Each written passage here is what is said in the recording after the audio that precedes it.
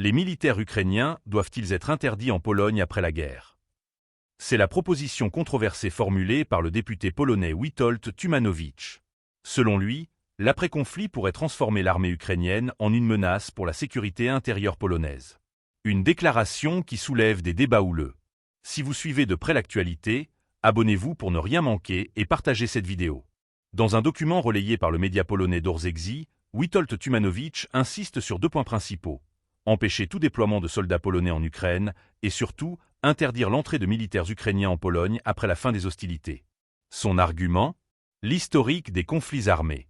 Selon lui, les vétérans de guerre, confrontés au traumatisme des combats, sont souvent impliqués dans des activités criminelles, notamment le crime organisé. Une inquiétude qui, bien qu'extrême pour certains, reflète une anxiété palpable dans certains cercles politiques européens. Le contexte économique et militaire de l'Ukraine amplifie ces préoccupations. Le pays est aujourd'hui en proie à des difficultés financières majeures, aggravées par des pertes conséquentes sur le front.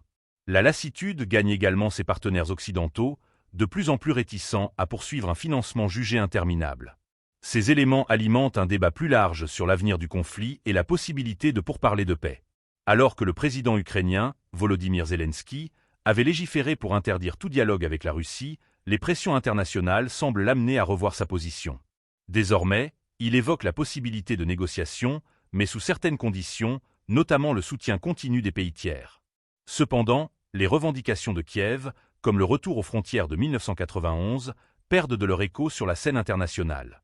Fin novembre, Zelensky a surpris en déclarant à Sky News que la phase chaude du conflit pourrait être stoppée si les territoires contrôlés par Kiev étaient placés sous l'égide de l'OTAN.